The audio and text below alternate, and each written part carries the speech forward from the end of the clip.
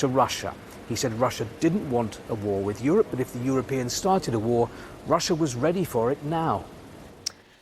So that's Steve Rosenberg there, our Russia editor, with his take on how those talks went. Let's bring in Stephen Fisher, Professor of Political Science at the University of California in Berkeley. Professor Fisher, good to see you again. So what is your take on how these talks went? Well, they went nowhere because Putin is not interested in peace. You have this odd situation, Sally, where the American president, rather than siding with our own allies and with our own interests, is kind of flipped to the other side.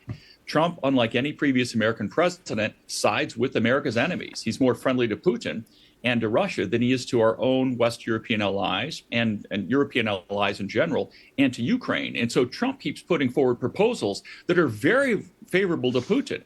But Putin then even rejects those proposals. What we see here really is that Putin is not interested in peace. We have to remember that he thinks he can actually wait this out. If he continues to push forward, he hopes that the Europeans will lose interest. He's banking on the possibility the Europeans are too addicted to their own comfort and too risk averse to actually stand up for Ukraine and their own interests. He hopes that he can control Trump and keep Trump kind of neutralized as well. The question is whether he's going to be proven right. We have to remember that Putin's whole legitimacy now is about the war. His entire economy is a war economy, and his big project is reestablishing the Russian Empire, and he's not going to back down on those things.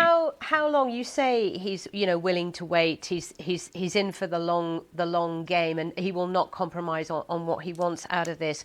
But for how long?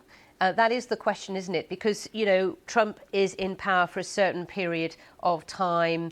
The Europeans could, if they do manage to sort out the issue with Russian frozen assets, they're worth hundreds of billions. So I just wonder for how long this can go on for. Well, Putin is willing to spend anything.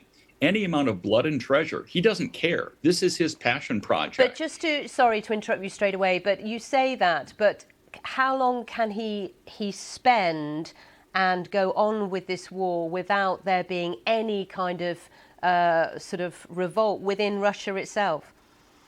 Well, it depends on how tough the Western powers are at standing up for Ukraine. If they falter and kind of leave Ukraine to its own devices, Putin will feel like he can keep pushing forward.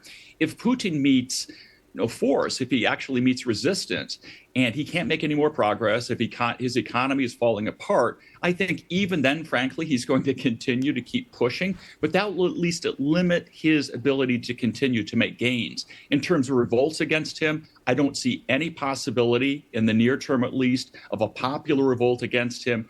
If there is some kind of anti-Putin move, it would probably come within his own inner circle, but I see that as very unlikely. I think Putin is in this for the long run. If, in fact, he can make no more gains, his economy collapses, perhaps we'll see a change in his policy, but so far we see no signs of that. Everything depends now on how strongly the West supports Ukraine. Stephen Fish, thank you again for your time and your analysis.